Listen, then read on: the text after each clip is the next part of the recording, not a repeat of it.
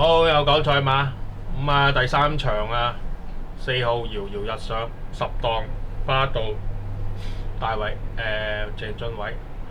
呢隻馬最大嘅問題咧就係10檔，即係外檔嘅關係。要好考個騎師嘅功架咁樣，而個騎師係巴道嚟嘅，比較濕滯少少。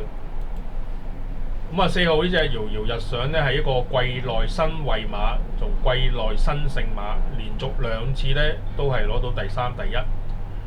佢買佢嘅原因咧係因為個速度橫越系統嘅問題。本身係隻後上馬嚟。佢睇翻佢速度嘅時候咧，佢速度橫越嘅系統裡面咧係22.6，非常之快，即係末段時速係非常之快，快得好緊要。可以值得追多次嘅應該，因為你睇到同期嘅第2名咧都係22.69天火同人咁樣。好啦，睇下個評分。評分咧佢係見低位反彈嘅，反彈完之後還係一輪之後咧再爆上去。今季先爆上去。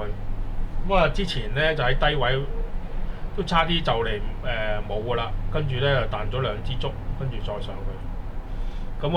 因為去翻呢個係個成長嘅問題嚟嘅，由見底回彈嘅時候咧嘅成長問題嚟嘅。佢今季可能咧大熟大用，可能啫。睇翻呢個馬會嘅網頁。遙遙日上呢隻馬咧就5歲，5歲咧就大上係一個普通成長嘅馬嚟嘅。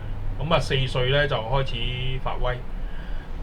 佢個起步點咧就係呢個容天鵬嘅。容天鵬咧就去到盡咧攞咗2 win，轉咗俾鄭俊偉咧，竟然咧再可以攞多次 win。原來咧佢個父系咧叫 Deep Field 遙遠星空。所以咧佢又睇高一線啦。究竟咧佢會唔會？而且咧佢跑法問題啦，你睇清楚。之前咧佢都係要後上嘅，佢已經知道咧呢隻馬咧係後上嘅。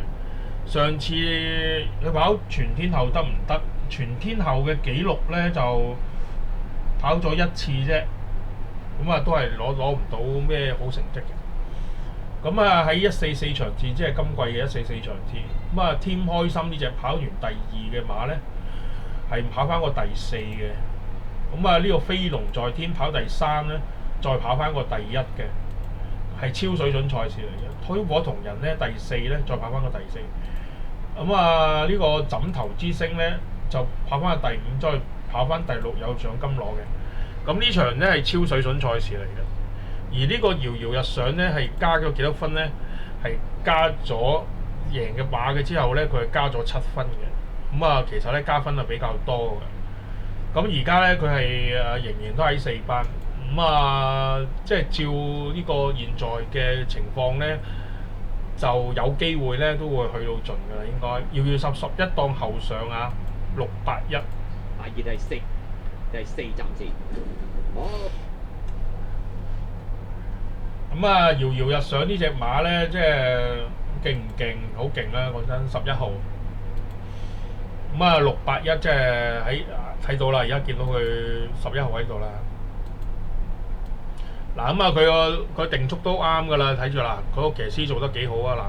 我鏡頭冇喐，但係我騎師嗰隻馬咧就啱啱咧就有少少向前飆，但係咧均速咧係做得幾好，有少少收慢。後生有少少收慢，因為前面嗰度冇位。好啦，攞到個贏馬位啊，係坐緊波移過去，然後咧就睇下佢點樣極速贏，速度好快嘅樣，係非常之快咁贏嘅，好犀利。有反應之下咧就跑第1。呢隻馬好唔好 ？OK 啊，我覺得。如果你揀隻超水準賽事嘅馬贏咗加7分，咁咧就大熟大用或者有啲進步咁樣，睇下得唔得咯？